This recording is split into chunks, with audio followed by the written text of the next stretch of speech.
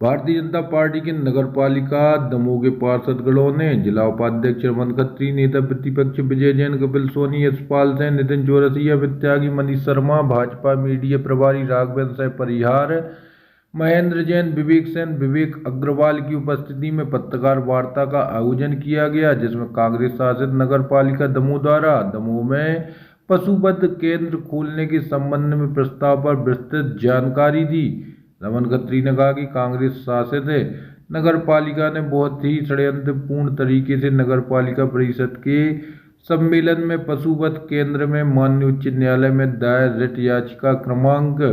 28,057/2024 मुस्लिम कुरैशी विरुद्ध मध्य प्रदेश शासन एवं अन्य में पारित आदेश दिनांक 4/12/2024 के निर्णय की सूचना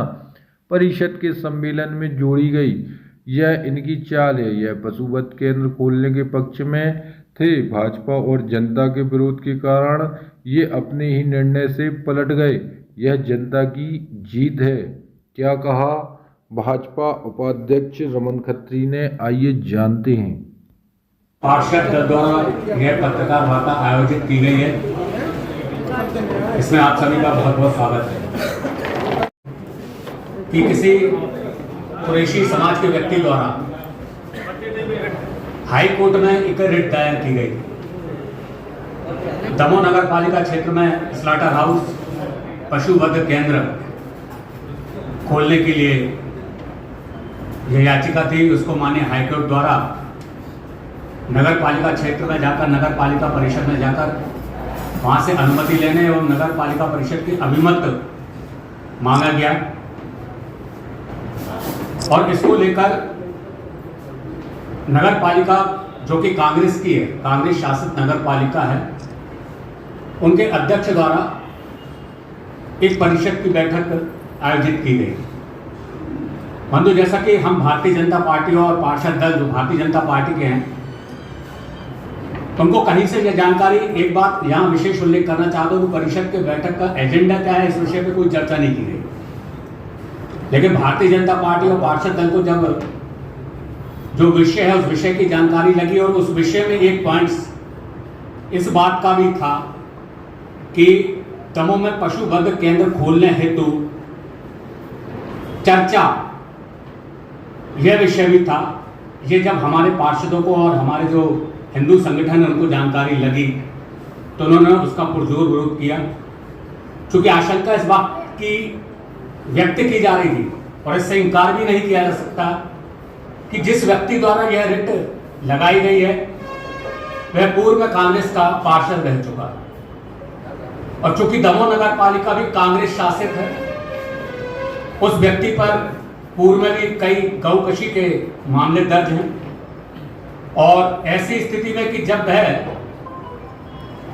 कांग्रेस का एक कार्यकर्ता है, सक्रिय कार्यकर्ता है, नगर पालिका कांग्रेस की है, तो जो हमारी आशंका थी इस बात से इनकार नहीं किया जा सकता कि परिषद जो स्लॉटर हाउस खोलने का विषय है उसको बिना किसी पार्षद को विश्वास में लिए वो उसके पक्ष में अपना अभिमत दे सकती है। इस बात की जानकारी समस्त भारतीय जनता पार्टी, पार्षद दल, हिंदू संगठनों को लगी। उन्होंने पुरजोर विरोध किया और उसके ही दबाव में आकर कहीं ना कहीं जब ये बात पूरी तरीके से फैल गई और लगने लगा कि अगर ये कुछ इस तरीके का अभिमत जाता है जो उनके पक्ष में जाएगा स्लॉटर हाउस खोलने के, तो एक दमोह में विकट परिस्थिति पैदा हो जाएगी और लाइन ऑर्डर वाली बात आएगी। इसलिए आनंद फानन में उन्होंने शायद जो अभी उन्होंने बाद में बताया, पत्रकार वार्ता भी हमें पता चला है कि कांग्रेस के द्वारा आयोजित की गई थी, उसमें उन्होंने इस बात को किया कि हम लोग ऐसा कुछ नहीं करने वाले थे। मैं धन्यवाद देना चाहता हूं समस्त भारतीय जनता पार्टी के पार्षद दल को, भारतीय जनता पार्टी को, समस्त तमाम हिंदू संगठनों को कि उनके प्रेशर में आके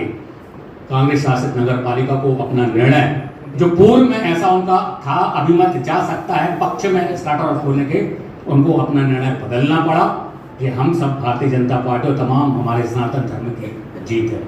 इस विषय को लेकर हम यहाँ पर आपको ये बात आपकी जानकारी में लाना चाहते थे। भी है इनमें कि ये विषय तो जानकारी लग गई थी स्लॉटर हाउस खोलने की जो कांग्रेस अभिमत दे सकती है, उसकी आड़ में, परिषद के आड़ में भी कुछ एक विषय ऐसे भी हैं जो नगर पालिका के कुछ एक लोग, जिनमें माननीय अध्यक्ष के उनके जो प्रतिनिधि हैं, उन लोगों को स्वार्थ जुड़ा हुआ है। उस स्वार्थ की पूर्ति के लिए भी इसमें कुछ एक विषय ऐसे आने वाले थे, इसको लेकर भी विरोध था।